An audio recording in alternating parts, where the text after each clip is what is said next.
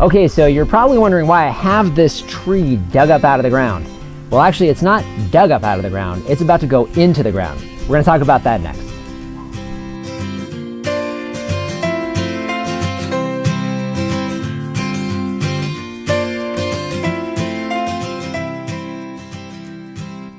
Hi everyone, this is Dwayne with Edge of Nowhere Farm, and we're coming to you today in the middle of January. It's actually the third week of January. And what we've got going on the farm right now, besides pruning and a whole bunch of other stuff, is actually planting. So this time of year, we're obviously a little cooler here in Arizona. Not cold. I mean, we're still up in the 50s today. Had a little bit of rain this morning, but it's a beautiful day. A little overcast, so kind of a perfect day for planting, which is also something that we do in January. So what I have in front of me here is a bare root fruit tree. Specifically, this is a bare root Weeping Santa Rosa plum tree. So we already have a Santa Rosa plum tree that's actually in the back part of the property, so the primary part of the farm where we do most of the farming, where most of our fruit trees are at, and in the main orchard. We already have a Santa Rosa plum, but this particular tree has very, very special meaning for me, which I'm not going to cover in this episode. I'll do that another day. But it does have some special meaning for me. Now, what I want to do, I want to link a couple videos. The first one I want to link a video that shows how we prep this area, okay? So you get an idea of what we do to start before the trees ever get near where they're going. In fact, typically before we've even purchased them, we actually start preparing the ground to give you an idea of what we've done as far as prep. So we're going to do that one first. We'll link that one first. Second thing I want to link is actually this area. So we've talked about this area once before. I was just on that side where Lori is standing now, but we talked a little bit about composting in place. So I'm going to link that video here as well, so you get an idea of kind of where I'm at and get a kind of a refresher on what we've got going on in the outside ring. So I want to link those two. And then a third video I want to link is kind of planting. We're going to go through the process of planting today, but I want to link a planting video that we did that kind of shows you how we go about actually making this ring. We've got an inside ring and an outside ring. We've got this donut thing that we do with our trees and how we plant them, and then of course how we irrigate. So that'll kind of give you a little more background, so we don't need to get into that today. So let's talk a little bit more about the tree. So we actually picked up this tree this morning. We got it from Greg Peterson in his Urban Farm Fruit Tree Program. So we've gotten several trees from him before. In fact, last year at this time, we were there picking up 14 special order fruit trees that we have doing fantastic in the back.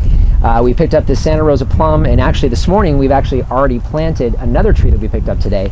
That tree was our second Florida Prince peach tree. So we have that already in the ground, so that's already been done. And I don't know if you can tell, but I get really excited this time of year when it comes to bare root fruit trees. It's just amazing what you go from. You go from this root ball basically with a big long stick that looks dead into this amazing tree. It's just incredible how this works. So anyhow, a little bit more about what we're doing today. So got the bare root fruit tree. This tree has actually been soaking in water. It's been soaking for about 2 hours or so in water. We've had it up just past the point where the root mass starts to flare. So basically the same depth that it was growing when it was grown in the original nursery. This is a Dave Wilson fruit tree. It's on Myro 29. I think it's Myro 29 for all you fruit geeks out there. Yes, it's a Myro 29C. I don't always get a Myro, mainly because I like Nemagard. So Nemagard is my preference when I'm dealing with Dave Wilson trees. But either way, that's the rootstock this came on. So that's what we've got today. Obviously it's bare root, so there is nothing around the root ball, so we need to get this in the ground. Before we get going, we're going to actually do a time lapse, so you're going to watch Lori and I actually get this in the ground. The only thing we've done, if you've seen our last video on this area, only thing we've done is taken the dirt back out of this hole. We did have to make it a little bit larger, so what I'm going to do, I'm going to have Lori squeeze in here a little bit because I want you guys to be able to see the hole. So now the hole that we've got this dug in, this particular variety of rootstock is a shallower rootstock, so it's going to spread really well, which is exactly what we want with how we work our donut rings for planting. So it's a little bit shallow, so you may be able to tell it's not super deep, but it is pretty wide, and this thing is really tall. I don't know, I'll estimate it when we're done planting it here, but it's probably a good 8 feet tall or so.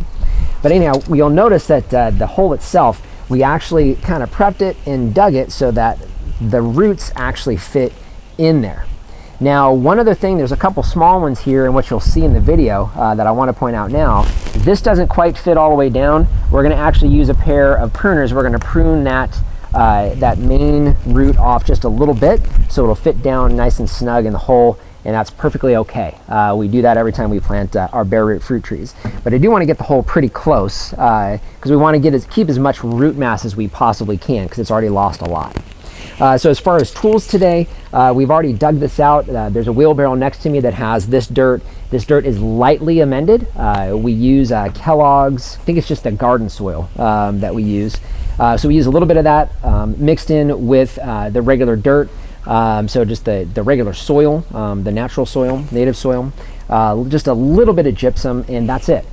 So that's what we have as far as amendments in the hole. You've already seen what we're doing out here on this ring if you watched our other videos. A couple other tools I'm going to need. Number one, pruners. So we're going to use these to snip off any of the roots that don't fit down nicely into the hole. We'll prune those just a little bit. A spade, we're going to use that for moving dirt. And then what's behind me here, this is actually vitamin B1. Obviously roots, what we want this to focus on until it actually starts to break bud, which is in about a month or so. We want it to focus on root growth, and vitamin B1 does just that. So you can get a big 1 gallon jug, super cheap from Home Depot. So we got 2 tablespoons mixed in about 2 gallons of water. So we'll be putting that down on the tree as soon as we get it down into the hole. So what you should see next, if we can do this, is you should see a time lapse of Lori and I actually putting this tree into the ground. So we're going to cut to that now.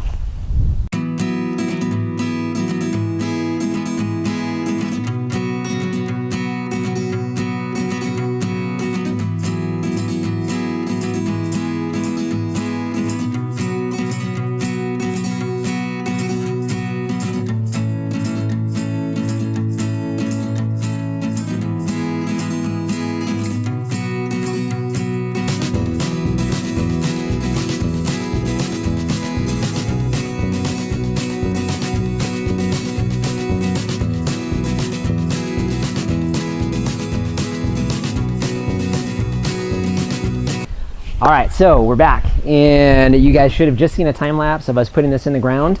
So obviously, you know, prep when it comes to this kind of stuff is key. We had already dug the hole, so today all we had to do was come back, clear that dirt out, and get the tree in. You know, with bare root fruit trees, time's of the essence. So usually, well, I know Greg Peterson, he heels these in. So he takes his trees from Dave Wilson, gets them into that little area that he sells them from, heals them in really good, so they're in good, nice, damp, wet, moist soil. But we got an hour drive back home, so these things start to dry out, which is why we soak them. And then of course you want to get them in as quick as you can. So, and then obviously, I know for us, we always usually buy multiple trees whenever we go shopping. So having that hole already dug and prepped and ready to go really is a lifesaver. So you guys saw how we put this in the ground. Super, super simple. One thing that we didn't show you that we did off camera, because it's a little breezy today.